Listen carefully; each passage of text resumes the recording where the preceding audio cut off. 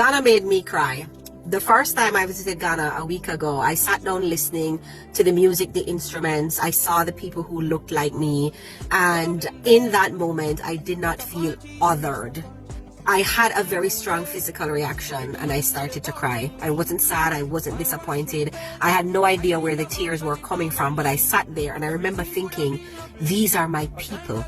This is the land of my ancestors. And I felt like a child returning to her mother. I felt like I was discovering this connection that I never knew I did not have.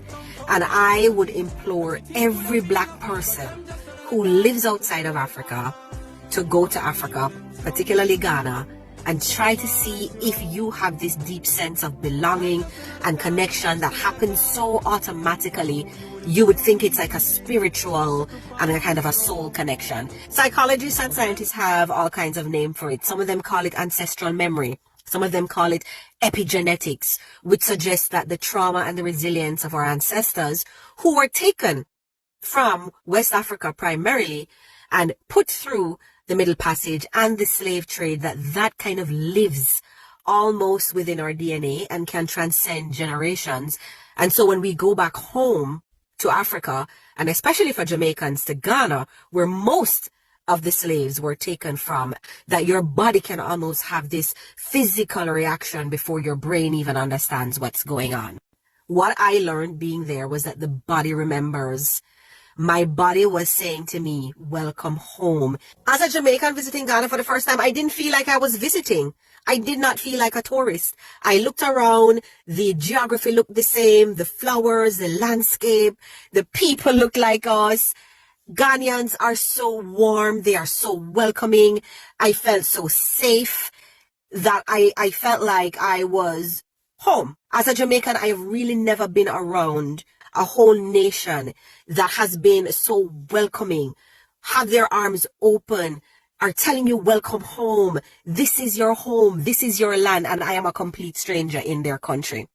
And I have to give thanks to the works of people like Marcus Garvey, who started this return to Africa, Black repatriation movement, and in the first president of independent Ghana back in 1957, Kwame Nkrumah, who really was a student of Marcus Garvey, who really made Ghana home to Africans living in the diaspora, belonging in motion, soul connection in motion. That is what it feels like stepping foot into Ghana, being around Ghanaians.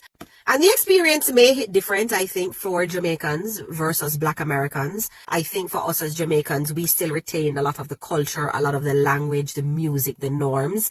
And so I feel like as a Jamaican going to Ghana, you will feel more like you are returning home.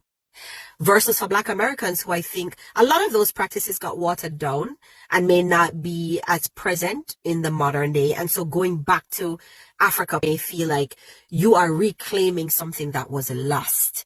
But either way, when you think about it, we really all are scattered seeds rooted in the same soil. And I believe that once the wind blows us back home to Africa, we all bloom again. So Medase, Ghana, Medawo, Ghana, one love.